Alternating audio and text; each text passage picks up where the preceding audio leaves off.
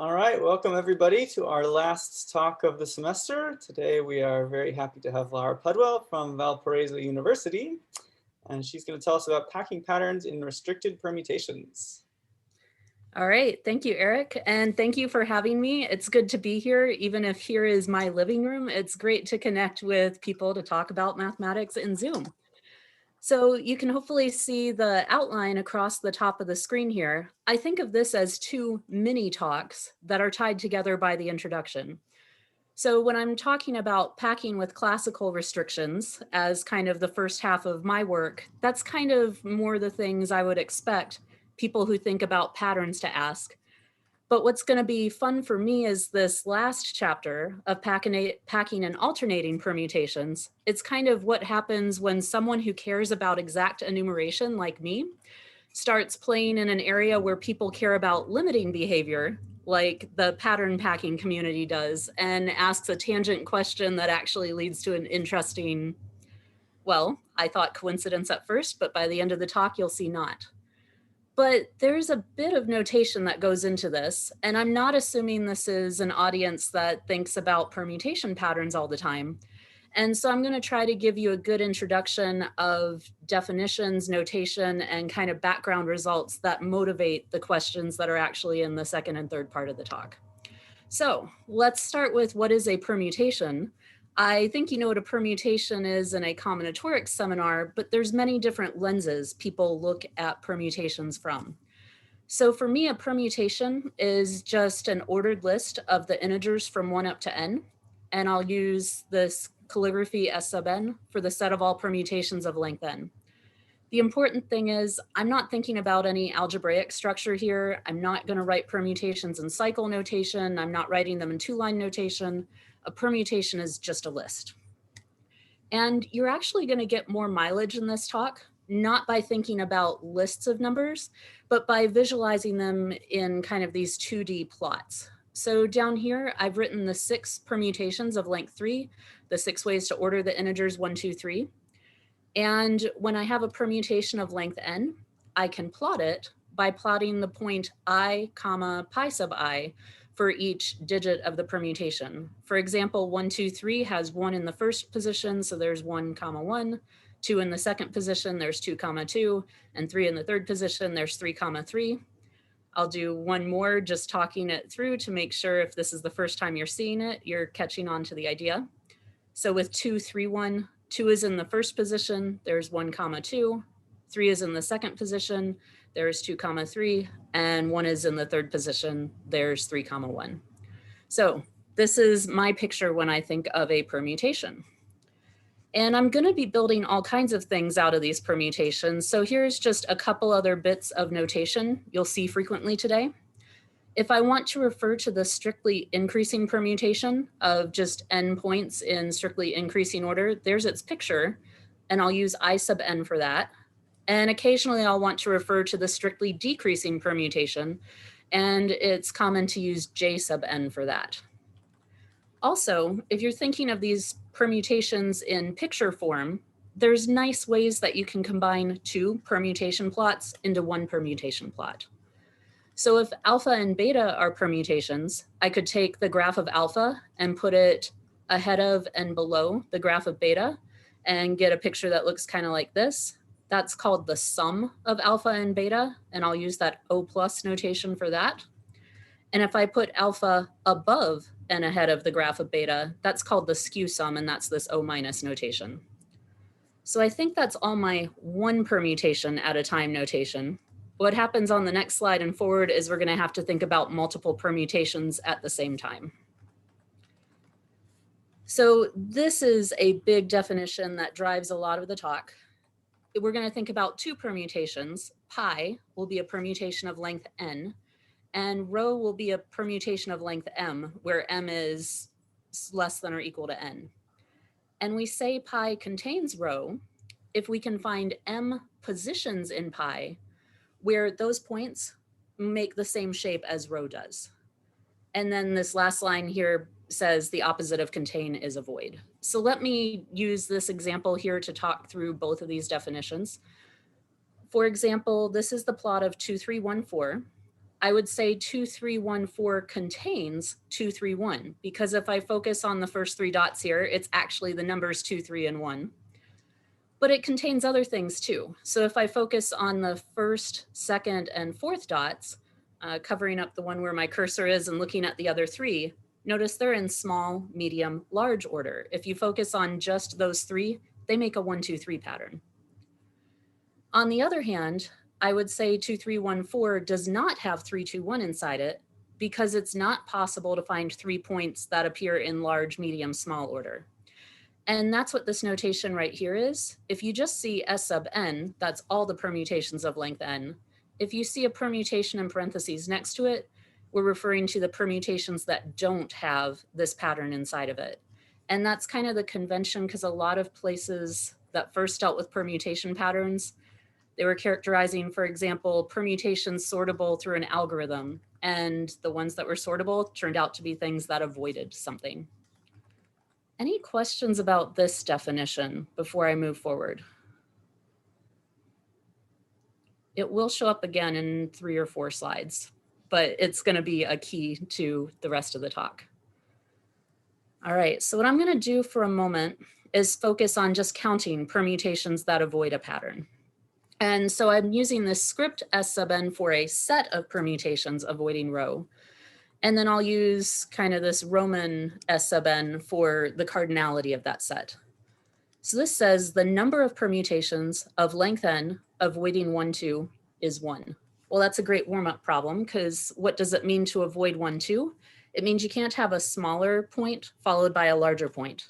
Well, if you can't have a smaller one followed by a larger one, your permutation has to be strictly decreasing like this. So this is the only permutation of length 8, for example, that avoids 1, 2. And similarly, the number of permutations of length n avoiding 2, 1, you just flip over the picture. If you can't have a larger number followed by a smaller one, your permutation has to be in increasing order. Let me give you a slightly more entertaining enumeration question with pattern avoidance. And let's look at avoiding patterns of length 3. So if you draw the graphs of the 6 permutations of length 3, you'll notice some symmetries here. The graph of 1, 2, 3, if you flip it over a vertical line of symmetry, gives you the graph of 3, 2, 1. And that tells me if I take a permutation that avoids 1, 2, 3 and flip it over a vertical line of symmetry, I'll get something that avoids 3, 2, 1. So I haven't told you how many things there are here, but I do know the number of things avoiding 1, 2, 3 matches the number of things avoiding 3, 2, 1. And similarly with these other 4, if you look at their pictures, they're all rotations of each other.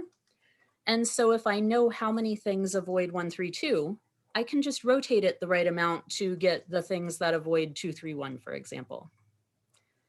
And the really lovely thing in this area is right now I've just shown you these 6 counting problems are going to have at most 2 different answers. They actually all have the same answer. No matter what permutation of length 3 you want to avoid, the number of permutations of length n avoiding that pattern rho is given by the nth Catalan number. And there's different reasons why you get that enumeration in different cases, but I think just realizing that is enough to move forward in this talk. What I will show you is a little bit of the structure of avoiding these different patterns. So there are Catalan many permutations of length n avoiding 1, 2, 3, and Catalan many permutations of length n avoiding 1, 3, 2, but they don't look at all the same. So the canonical way to kind of decompose a permutation avoiding 1, 2, 3 is to realize that you can break it apart into 2 decreasing subsequences. For example, here, what I've highlighted in red is the right to left maxima of the permutation. So if you go and read from right to left across this permutation and say, are you the biggest number I've seen so far? And if so, color it red. That's what's here, and the leftovers are in black. By definition of right to left maxima, these red points have to form a decreasing subsequence. And then if I want to avoid 1, 2, 3, these leftover black points have to as well, because if there was an increasing pair in black, those 2 together with the right to left maxima in red that goes with them makes a 1, 2, 3 pattern. So important fact, 1, 2, 3 avoiding permutations can be decomposed into 2 decreasing subsequences. The way we typically decompose 1, 3, 2 avoiders is different than that. Instead, we tend to focus on where is the largest number in the permutation. And in this example, here it is up here at the top. And the key observation is if you're avoiding 132, everything before the largest number has to be bigger than everything after the largest number. Because otherwise, you would have a small number here at the beginning and kind of a medium number here at the end, forming a 1, 3, 2. And so you get the same enumeration up here, but you get very different kind of structures of the permutations themselves. Okay, so that is my intro to counting pattern avoiding permutations, but we still haven't made it to all the words in my title. So we're still laying a foundation. I'm now going to go the opposite direction from avoiding patterns and bring back this definition. Pattern avoiding permutations were the opposite of pattern containing permutations. And so instead of just saying, does a permutation contain a pattern or avoid a pattern, I could actually take a census of how many copies of different patterns are inside my bigger permutation. We said before that 2314 avoids 321, but this has 4 choose 3, so 4 different subsequences of length 3, and I could just run through all 4 of those subsequences and say, what pattern are you? What pattern are you? There's 1 copy of 123 that we've already noticed here. There are 2 copies of 213 by taking either of the first 2 points, this small one and this large one. And then there's 1 copy of 231 right here. So I would say the most plentiful permutation inside of here is 213. And so I'm going to actually focus on these numbers in the rest of the talk. Instead of avoiding patterns, I'm going to say, okay, how many copies of something are inside a larger permutation? And so throughout this talk, when you see new, think number. New stands for the number of copies of rho in pi. And I've drawn, for example, here, all the 6 permutations of length 3 again, and I've counted the number of copies of 1, 2 inside of them. So 3, 2, 1 has no copies of 1, 2. It has no smaller number followed by a larger one. But in the other extreme here, 1, 2, 3 has 3 copies. Every pair of points in 1, 2, 3 is a 1, 2. And so what we're going to be interested in today is not just saying what's the number of copies of rho in pi, but what's the biggest we can get this number to be? So if you have a pattern rho in mind, and you run through all the permutations of length n and take a census of copies of rho, which permutation wins out and has the most number of copies of rho? That's what's meant by pattern packing. So the most number of copies of 1, 2 that I can fit into a permutation of length 3, we see just by brute force listing here is I can get 3 copies right here. And in this pattern packing area, people tend not to just report the raw number, but report it as a percentage. And so this is what a packing density is. So again, nu is the number of copies of rho in pi. We're running through all the possible permutations of length n and saying which one has the most number of copies of rho. And then this denominator is the number of subsequences of pi that were of the right length to be a rho pattern. So it's what percentage of your subsequences of the right length actually form rho patterns. And then you don't just worry about this for small values of n, you say what happens as n goes off to infinity. That's packing density. That's a lot of notation, so I'm going to keep putting the definitions on future slides. But this is kind of the star of the show today. We've made it to the title of the talk, packing patterns. I'm going to give you a permutation rho, and we're going to be interested in the structure of permutations that have as many copies of rho as possible. Now, even if this is the very first time you've seen this, I think there's one permutation whose packing density you know off the top of your head. Maybe even just by judging by the previous slide. If you wanted to think of a very simple pattern rho to pack and say, I'm 100% confident that I know the packing density, the simplest permutation I can think of is to take a monotone one. So at least as a first packing density result, you can say, okay, I am confident in these definitions if I know, well, if I'm confident in these definitions, I know this packing density right here. The best way to get lots of copies of an increasing permutation is to just grab an increasing permutation and go, oh, every single subsequence of length m is the pattern I am looking for.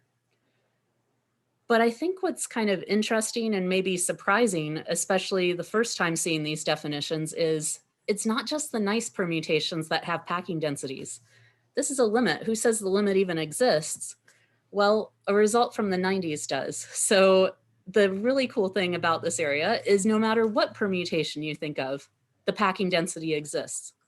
And the argument is loosely ignore the limit and focus on this fraction. You can make an argument that compares permutations of length n with their copies of rho to permutations of length n plus 1.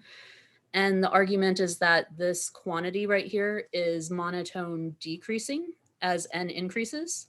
And it's a percentage, so it's bounded below by 0, and a monotone bounded sequence has to converge. So it's not just the nice choices of rho that have packing densities. Every permutation does. Doesn't mean it's easy to find the packing density, but it exists. There is one other kind of permutation where there's more that we can say, and that's when rho is what's called a layered permutation. So a layered permutation is one that looks basically like this.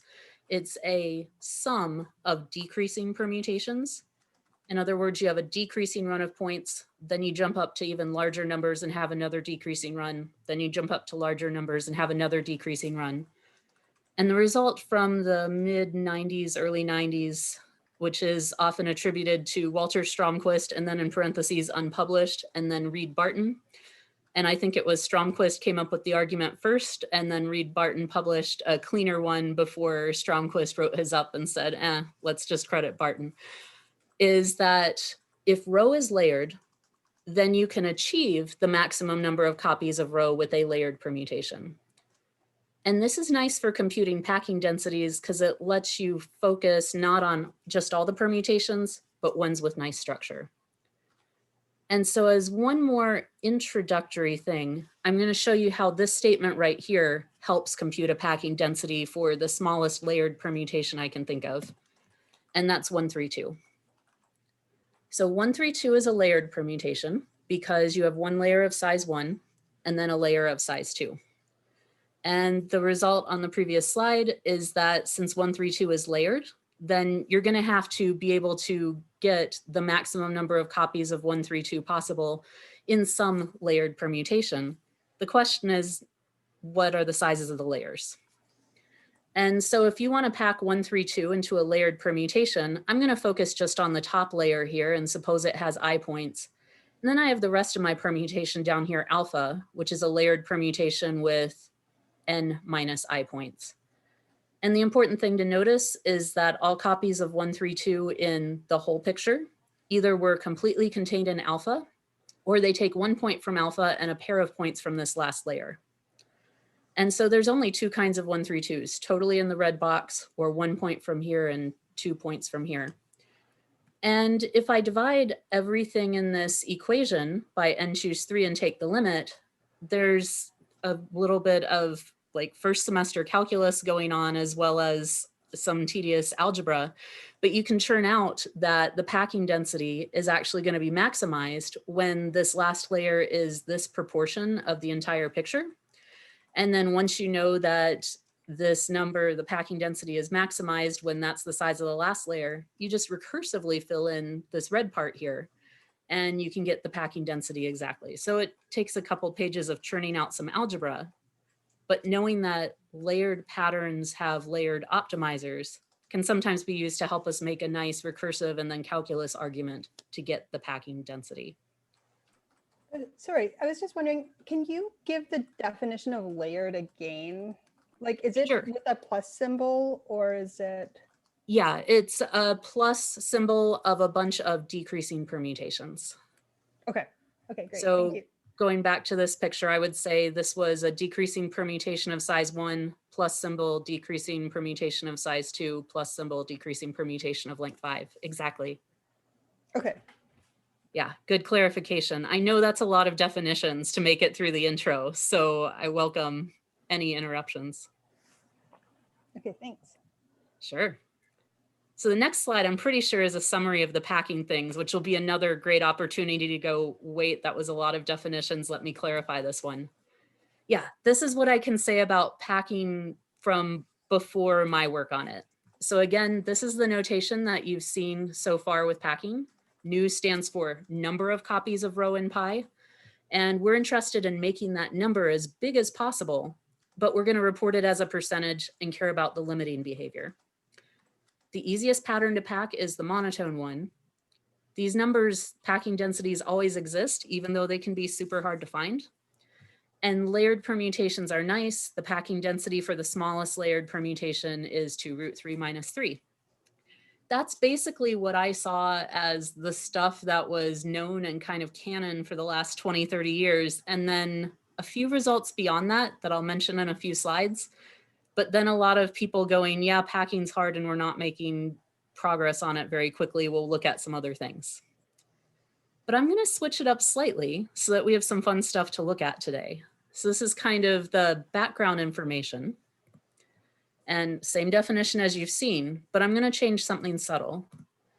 In this talk, my goal is, instead of packing into any permutation of length n, what if you're trying to pack rho, but the pattern you're packing into has to obey some extra rules? So now that we're making it through the introduction, chapter 1 of my stuff is, what if I want to pack rho into a permutation, but that permutation needs to avoid some other pattern sigma? How does that affect the packing density? And then chapter 2 is interesting for totally different reasons. What if I try to pack my permutation rho into an alternating permutation? I have the definition down here just in case you're going, what's an alternating permutation? But I will explain it in more depth when we get to that part of the talk. So the theme is packing into any kind of permutation. That's been done.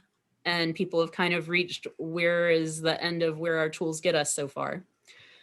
But what if you pack into permutations with some extra rules imposed on them?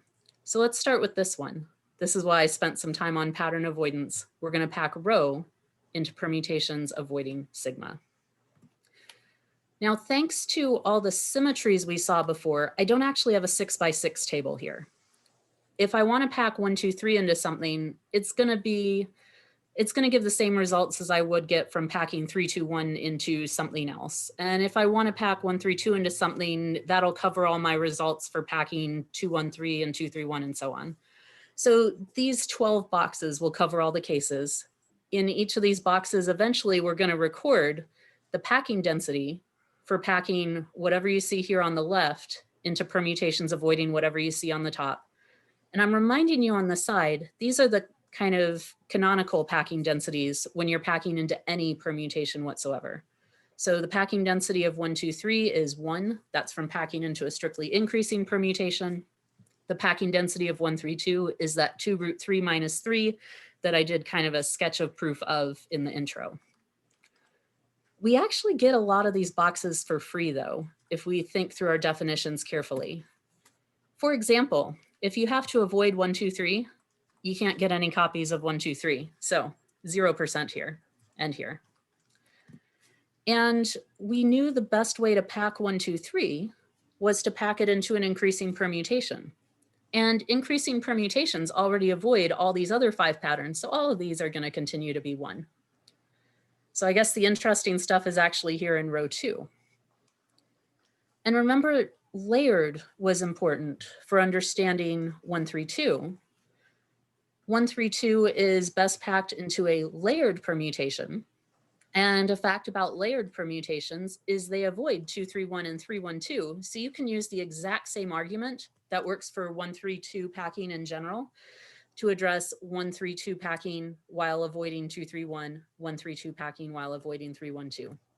So really, out of the 12 boxes here, there are only 3 mysteries to solve. And that's what we're going to do next. So if I want to pack 1, 3, 2, it does not affect my answer if I avoid one of these 2 patterns. But how does it affect my answer if I try to avoid 1, 2, 3, 2, 1, 3, or 3, 2, 1? I will take them in that order. So first, reminding you from the intro, the important thing about a 1, 2, 3 avoiding permutation is that it can be decomposed into 2 decreasing subsequences. And so there's 2 decreasing subsequences. You might think back to my picture from the intro where the decreasing subsequences seem to interleave a little bit more. But remember, we're packing 1, 3, 2. And if we're packing 1, 3, 2, the 1 has to come from something in the lower subsequence, and the 3 and 2 have to come from something in the higher subsequence. And so you're actually getting the most 1, 3, 2s if everything in your lower subsequence is below and left of everything in your upper subsequence. Then every choice of something from the lower subsequence and a pair of points from the upper subsequence will form a 1, 3, 2. And so if I say there's I points here and n minus I points up here, you're going to have I times n minus I choose 2 copies of 1, 3, 2. And you can do a little bit of calculus to realize this quantity will be maximized when I is a third of the points subject to rounding. And once you know that, you can compute the packing density with a little bit of algebra, and it turns out to be 4/9. And so that's the friendliest of the 3 mystery restricted packing densities to solve. I'll give you the general spirit of the others, skipping over the tedious detail parts. But I want to pack 1, 3, 2 now while avoiding 2, 1, 3. I can't do exactly this construction because having multiple points in this lower decreasing run gives me a 2, 1, 3 pattern by taking any pair from here and 1 from here.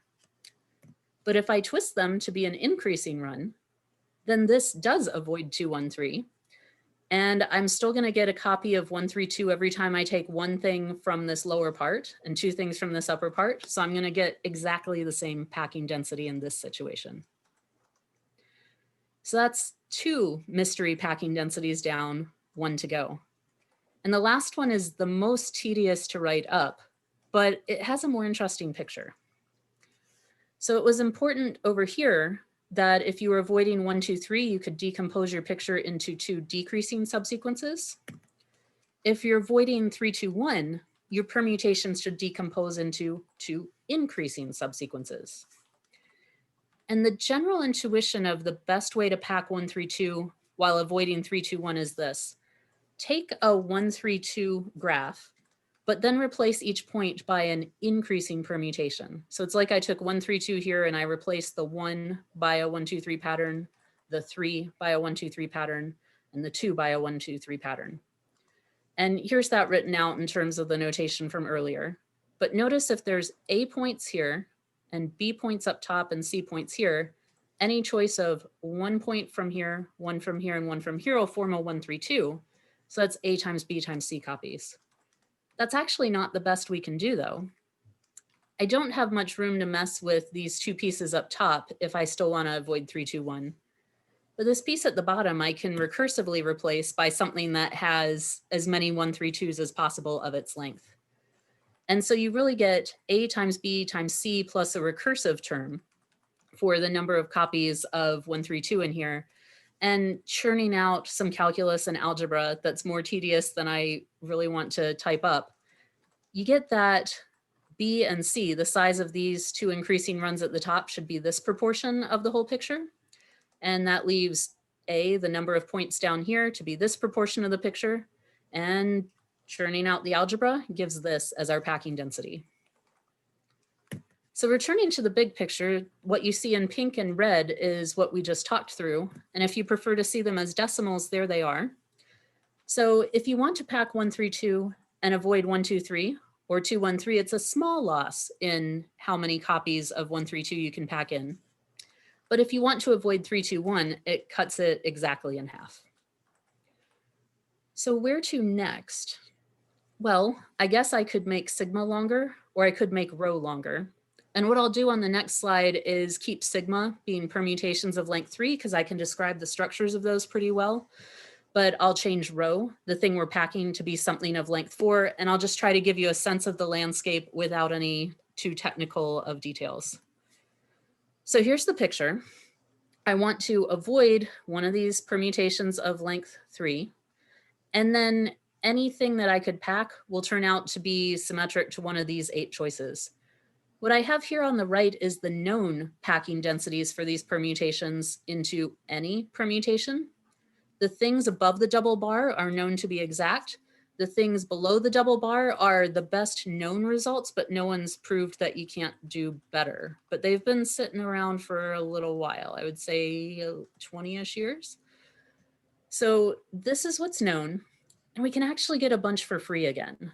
So if you remember on the previous slide, I had a 0 in this top left corner because you can't avoid 1, 2, 3 and get copies of 1, 2, 3.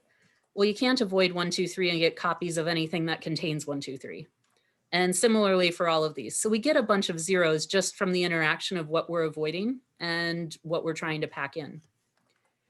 And just knowing a little bit more about these arguments fills in a bunch too. So this is the same story as before. The best way to pack 1, 2, 3, 4 is to pack it into a strictly increasing permutation, and strictly increasing permutations avoid all of these patterns. You also might notice that the next 1, 2, 3, 4 things are all layered permutations. So you have a decreasing run, and then larger numbers with a decreasing run, and then larger numbers with a decreasing run. And so all of these packing densities, the next 4 rows, can be achieved by a layered permutation.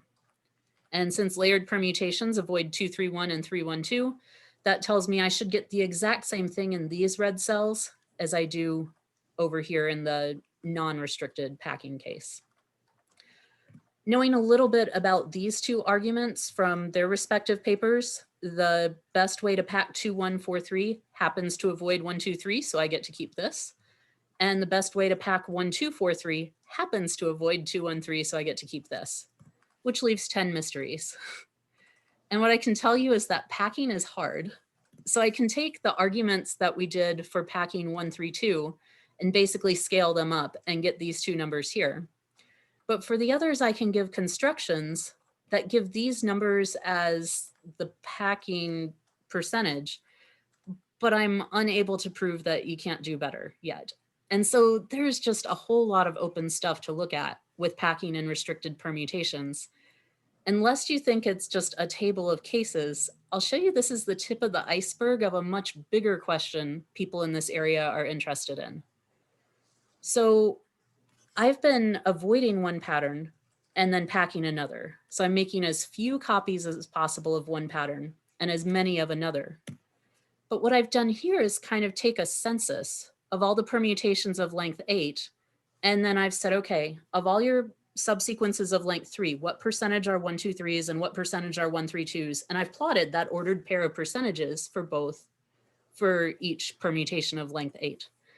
And so what I was really finding with these restricted packing densities is in the limit, where do you hit the x-axis and where do you hit the y-axis in each of these pictures?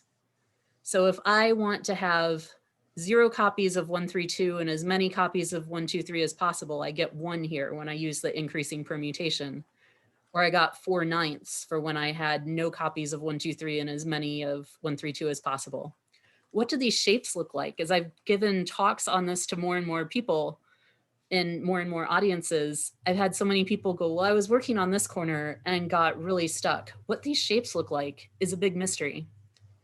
And there's no reason to stop with just the intercepts that I was asking about earlier here, or comparing 2 patterns at a time. You could scale up and say, what does it look like when I look at the joint distribution of 3 patterns at a time?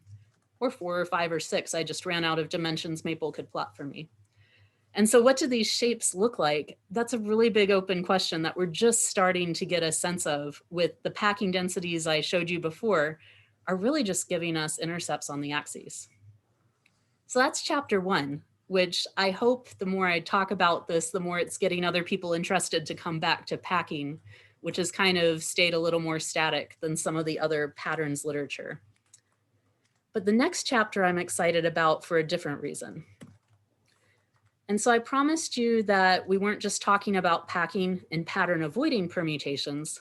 I said we were also going to talk about packing and alternating permutations. And again, I'm not thinking algebraically. I'm thinking of a permutation as a list. So these are sometimes called the zigzag permutations.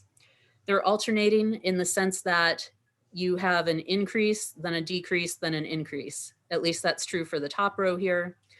Or the second row here, I have a decrease, then an increase, then a decrease. These are permutations that if you plot them, they go up, then down, then up, then down. And there's a classical result that if you want to count the number of such permutations that start with an increase, their generating function is really cool. It's secant of x plus tangent of x. These show up in a variety of places, but I want to know what happens to packing density if you want to fit rho into one of these zigzaggy type permutations instead of just any permutation. Well, let's start small and see what happens. So we knew before packing 1, 2, 3 could be done best by packing it into the strictly increasing permutation.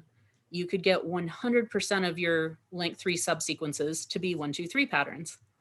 Well, I can't do that anymore because the strictly increasing permutation is not alternating. However, I can tweak it. I could take the permutation of length n that's strictly increasing, and every time the definition of alternating says, wait, you should have a decrease, I could take the 2 points that are in increasing order there and just flip them to be decreasing. And it turns out when you do that, instead of the fraction number of copies of 1, 2, 3 divided by total number of subsequences of length 3 decreasing down to the packing density, it actually will increase up to 1. You can see this as there are n choose 3 length 3 subsequences here, and that's going to grow kind of cubically, whereas the number of copies that won't be 1, 2, 3s will really only grow quadratically, because the number of copies that aren't 1, 2, 3s had to take 2 things from the same layer of size 2 here. And so you're not going to have 100% of your length 3 subsequences be 1, 2, 3s, but in the limit, the percent of them that are 1, 2, 3s approaches infinity. And you can actually tweak the construction we had in our intro for packing 1, 3, 2 in something alternating and tweak it as well. The best way to pack 1, 3, 2 was to take something that had decreasing layers. And what we're going to do when you should actually have an increase is to take 2 things that were in decreasing order and just trade them to be in increasing order.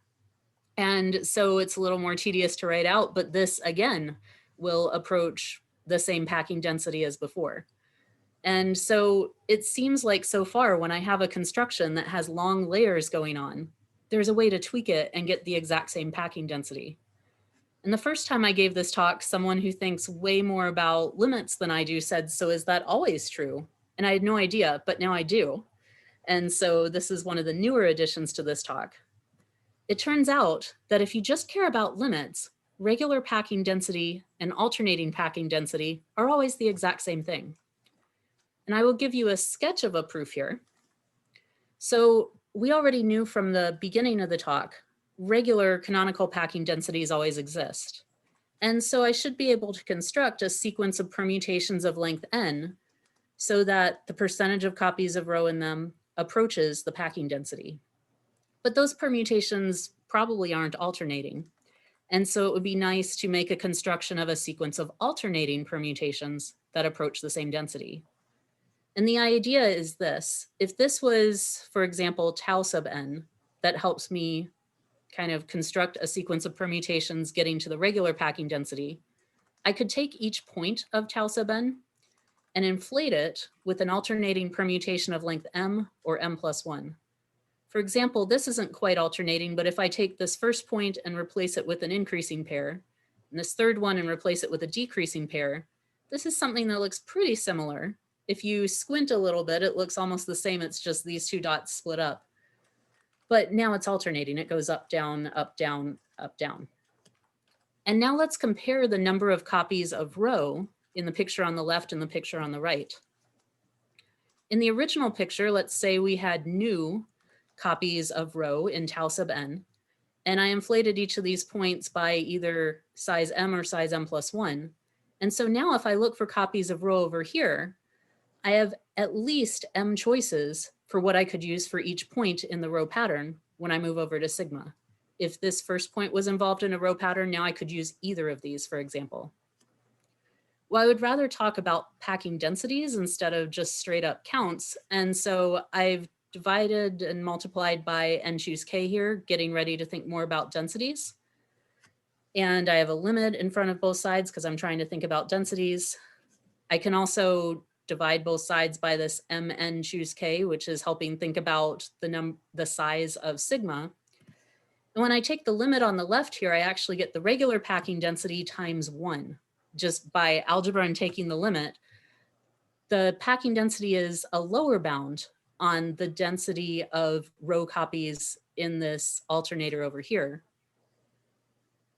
But the packing density should also be an upper bound because alternating permutations are really a special kind of regular permutation. And so whether the details were interesting or not, the interesting fact up here, if you care about limits, is packing into alternating permutations actually doesn't change the limit. And so if you actually only cared about limits, you'd miss something really fun here. I'm actually an enumerator at heart. And so I didn't just ask what's the limit when I thought about these things. I asked a counting question that the people who care about limits missed out on. And it's this. We saw before that you could pack 1, 2, 3 into an alternating permutation and get 1 as the packing density. But you could actually say, well, wait, how many copies of 1, 2, 3 are in this alternating permutation that illustrates the alternating packing density as 1? It's a tedious counting by cases, but it's a really fun sequence. So you're going to see on the next page, this is the alternating permutation construction that illustrates the packing density of 1, 2, 3 in alternating permutations is 1. But if I want to count the number of copies of 1, 2, 3 in here, it's this. If this is a permutation of length n, and n is, let's say, odd, this thing in parentheses isn't there. I have 1 layer of size 1 and a bunch of layers of size 2. How can I get a copy of 1, 2, 3 in that? Well, I could either choose 3 of the layers of size 2. That's what this term is doing. And then I have 2 choices for which point to take out of each of those layers. Or I could say I'm going to definitely use this first one, and then 2 points that came from layers of size 2. And then that 4 is from having 2 choices for each of those layers of size 2, which point to use. And the case analysis up here is similar. And I can tell you where to go if you actually want to see it more spelled out. I want to focus on the numbers that come out of this like tedious counting by cases. So that's the sequence you get for number of copies of 1, 2, 3 in this permutation here, which we know is the alternating permutation with the most number of copies of 1, 2, 3. And I don't know how closely you read the abstract, and I don't know if you know what to expect here. I'm curious if these look at all familiar, because I will try to walk you through the roller coaster of my OEIS searching. So when I get some stuff like this, I generally assume the beginning is maybe some nonsense terms. So I searched, I think, for 4 through 88. And here is the OEIS hit when you search for 4 through 88. And if you're doing a math problem and that's the hit you get, you go, there's no formula there. That came from chemistry. What is going on? Surely that's a fluke. Well, for fun, I searched a few more terms. And there's another term in the OEIS that's still talking chemistry, but at least has a quasi-periodic thing going on here, which makes sense. I have different cases for odd and even. But I seriously saw this and went, that's really strange. Surely it's just a coincidence. There can't be anything connecting my permutations to chemistry. But one of my very good friends is a PhD chemist. And so I said, tell me more, what is going on here? And we had an interesting conversation. I want to take a moment and orient you. What is going on here when the OEIS is saying this has to do with atomic numbers of alkaline earth metals? So I don't know the last time you have looked at the periodic table, but the numbers we were just seeing, 2, 4, 12, other than helium, we're looking at the second column here, and it's the numbers, the atomic numbers of the elements in this column. And so 2-3 years ago, my reaction to this was kind of having taken one high school chemistry class. Okay, these are the number of protons I would expect in those atoms, and therefore the number of electrons. But there's something about electrons eventually run out of room and you need more layers of electrons further out. I knew nothing else about how chemists describe electrons. So I asked a PhD chemist friend, okay, I hit this weird counting sequence that shows up in chemistry in a permutation problem. How do you describe electrons? And she started talking about Schrodinger's wave equation. And I said, I really hope not, but can you lend me a book that maybe I have a chance of reading something out of? Turns out it did have something to do with Schrodinger's wave equation, but the chemists describe electrons by taking tuples of integers to parameterize solutions to Schrodinger's wave equation to describe where electrons are. So if you ever pick up a physical chemistry book like that a junior or senior undergrad would read, there's a lot of beautiful mathematics in it, group theory, and apparently also some combinatorics. But it was a surprise to my chemist friends too that I was getting this sequence as well. So I'm going to tell you just enough physical chemistry to see a little bit of a connection here. So when the chemists want to describe where electrons probably are as they're moving around the nucleus of an atom, they use a bunch of integers they call quantum numbers. And my intuition of some electrons are close to the nucleus and some are a little further out is a good approximation of the first quantum number. So the principal quantum number determines how far out your electron is from the nucleus. But the further you get out from the nucleus, the more you have room to move in interesting shapes. And so the second quantum number determines the shape your electron moves in. If n equals 1, so you're really close to the nucleus, the only possible shape you can move in is to stay in a sphere pretty tight with the nucleus. But as n gets bigger, you get these other shapes. So if n is 2, I could have things moving in a sphere shape, or L equals 1 is kind of this figure 80 shape. And L equals 2 has more bulbs of where the electron might move around, and so on. And as you have more interesting shapes, you can orient them in different ways. So if you have an L equals 0 shape, a sphere, there's only one way to orient a sphere, centered around the nucleus. But if you have kind of this figure 8 shape, I could orient it kind of along the x-axis, the y-axis, or the z-axis. So there are 3 orientations of the L equals 1 shape.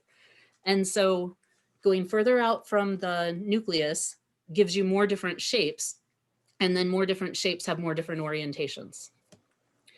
And so you see inequalities of how n and L are related and how m and L are related. And it turns out for each tuple of n, L, and m, there are 2 possible spin numbers. So each tuple of n, L, and m corresponds to 2 electrons. You know what else comes in pairs? Copies of 1, 2, 3 in this permutation. So if you look at a copy of 1, 2, 3 in this permutation, and you leave the 1 and the 3 alone, the 2 had to come from a layer of size 2. Oh, wrong button. So you get a second copy by just grabbing the other value from that layer. And so we're going to look at pairs of 1, 2, 3s in this alternating permutation where the 1 and 3 are the same, but where the number playing the role of 2 could be either number from the same layer. And loosely, you can use the n, L, and m numbers to correspond to the layers where you find the 3 digits in your 1, 2, 3 pattern. So the last number here, m, could have been positive or negative or 0. It's going to count the layer where the smallest number in your 1, 2, 3 is found. If you were in layer 0, the first layer of our alternating permutation only has 1 point, and so that's fine.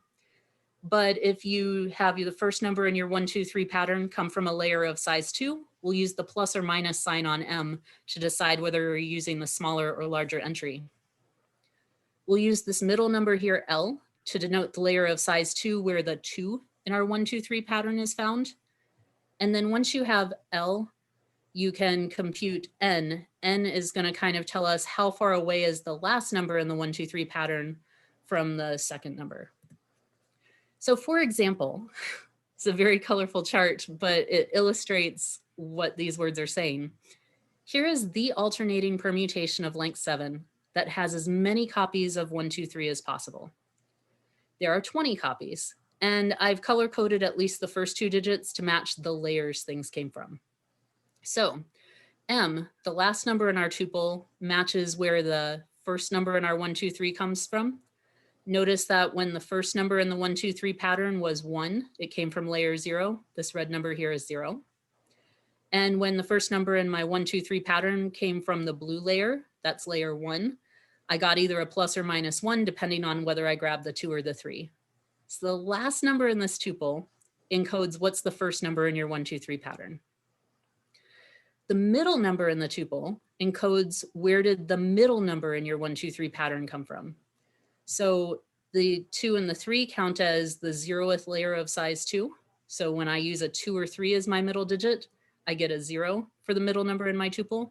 The 5 and 4 count as the first layer of size 2, 0th, first, second, and so on. And so when I see a 4 or 5 as my middle number, there's the 1. And then finally, at this point, we know L, and you can read off what was the last number in my 1, 2, 3 permutation. You can compute N with this little recipe here. N plus L plus 3 should add up to Z. Notice that if I add the first 2 numbers here plus 3, I get 4. If I add up the first 2 numbers here plus 3, I get 5. This is basically measuring how far is the last number in your 1, 2, 3 from the middle one. And the great thing is these numbers actually match the inequalities that the chemists have when they're describing the electrons. So if you think about the layers here, I've spelled out the details. I don't know, I'm trying to watch the time. We have like 5-ish minutes, is that right, Eric? Okay, we're close. I can say more about this if people are interested, but basically, if you do the math with the layers, notice your 1, 2, 3 pattern has to come with 3 numbers from 3 different layers. And so if X is in layer absolute value of M and Y is in layer L plus 1, you can take all this construction I did on the previous slide and work out, oh yeah, that does force N to be at least 1. That does force L to be less than or equal to N minus 1. There's nothing magic going on here. It's really algebra and chasing the definitions. But the funny thing is, you get new L values kind of for every other permutation length, because you get a new layer whenever N is even. When N is odd, you just add a second dot to the last layer. And that actually matches the periodic table too. This is how a chemist might look at the periodic table in a way I never saw it written before I started looking into this. If chemists want to talk about electrons, they take the exact same periodic table here, but what you see in gold is them writing down the N and the L numbers I told you about before, but they don't like reporting L as numbers, they report it as letters. And so they would highlight and say, okay, I expect to see 2 electrons that look like N equals 1. And if you look at the legend down here, L equals 0. I expect to see 2 electrons that look like N equals 1 and L equals 0 when I look at hydrogen and then helium. The next 2 electrons I expect to see in an atom would have N equals 2 and then S says L equals 0 again. I would expect to see 2 electrons that have N equals 2, L equals 0. Then I would expect to see 6 electrons that have 2p, that have N equals 2, L equals 1. Notice that there's 2 blocks in blue before you start seeing blocks in green. There's 2 blocks in green before you start seeing things in orange. There's 2 rounds of seeing orange before you expect to see things in pink. That idea is matching up with the even and the odd layers in our thing. And so here are kind of how a chemist might color code the exact same tuples. And I think it's fascinating to have gone through and said, I care about copies of 1, 2, 3 in this. And there's a way to explain it where you're relabeling things in the same way that chemists might color code electrons. And so to wrap up on time here, here's what I will say. We've been talking about pattern packing a lot, and I hope I gave you a sense of the definitions of the area to start off. The first half of my work here is kind of been a plea for getting more people interested in the area. People have focused a lot on pattern avoiding permutations for a very long time, and a lot less on pattern packing. And I think if you look at restricted packing, it's still hard, but there's a lot of fun things to start to dig into. But the second half, I hope, is also some encouragement of, I think the people who look at limiting distributions are totally happy to go, okay, the packing into alternating permutations matches packing densities from packing into any permutation. That's done.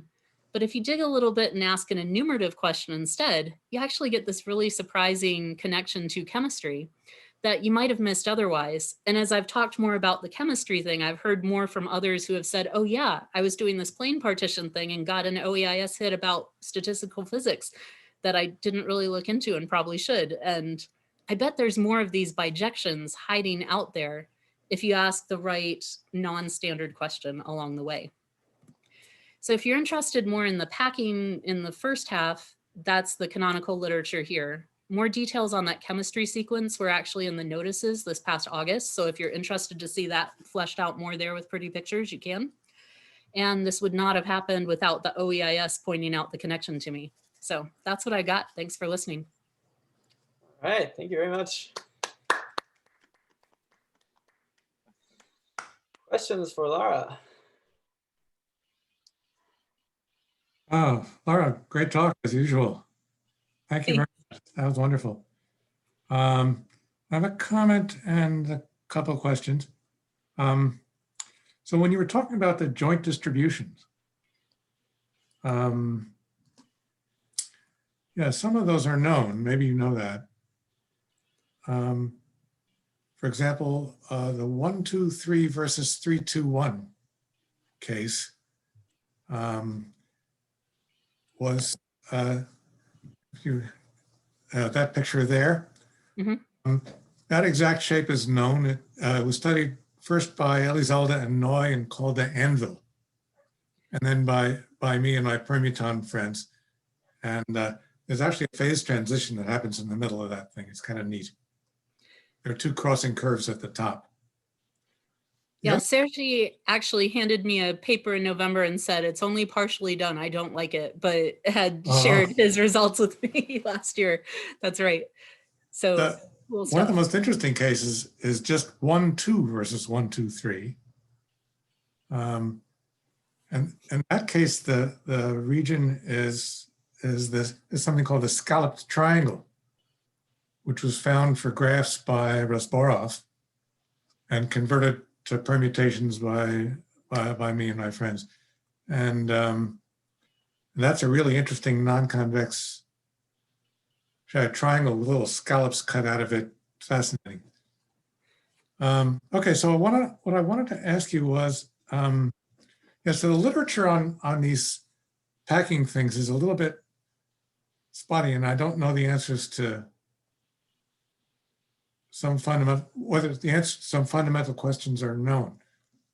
So you talked, for example, about packing 1, 3, 2.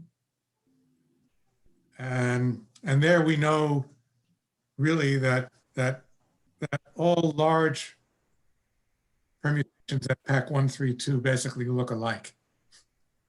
Okay. I'm pretty sure that we don't know that for packing rho in general, but I don't know whether that's known for layered permutations. Do we know that if you try to pack a layered permutations, that in the limit, all of these things are going to look alike? I don't believe that is known, because even, for example, here, 1, 3, 2, 4 is layered, but I don't think we know this as exact. I think this is the best known so far, hence the approximate equals. So right, we don't, but even if you might not know the shape, but you might know that the shape exists. We just don't know exactly what it is. But I guess then not even that's known? I think not even that's known. Okay. Yeah, this stuff gets hard fast. Yeah, it seems so. It's interesting though, that's for sure. A nice talk. I was wondering, the chemistry connection, does that hold up for, to infinity, or is that somehow at some point doesn't make sense in the chemistry world? Like past n is like 500 or something, or past n is 100. Because you kept on pointing at the periodic table, I wasn't sure. Right. Well, the periodic table, known elements don't go that much further out than this. Right. However, the structure of how, I should probably get the other periodic table, of how the electrons play, these are really parameterizing solutions to Schrodinger's wave equation. And I think that should generalize if such elements existed. And it makes sense theoretical chemistry makes sense out to infinity. These triples of numbers have some sort of meaning, I guess, and they're. Yeah, so the description here was that they called it something in the spiral periodic table. There's a generalization of it explained in chemistry terms that goes out this far, but we don't know of elements with atomic numbers bigger than this in the physical world. But the chemistry ideas, I believe, yes, generalize. Interesting. Another question I was curious in that when you were had the restricted densities and the unrestricted densities, there was like a row of restricted ones, then you had the unrestricted one at the right-hand side. Is there some connection between the, I was thinking, is there some connection between you look at the distribution among some row of all the different restrictions to the unrestricted ones somehow? I mean,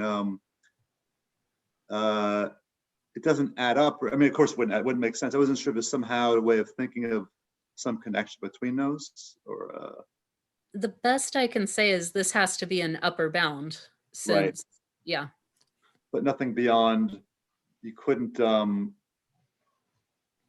if you could, for example, find all the unrestricted ones, can you find if you could find all the restricted ones, can you find the unrestricted one? Is it a problem somehow equal difficulty besides getting the upper bound statement alone, or? That's a good question I haven't thought of.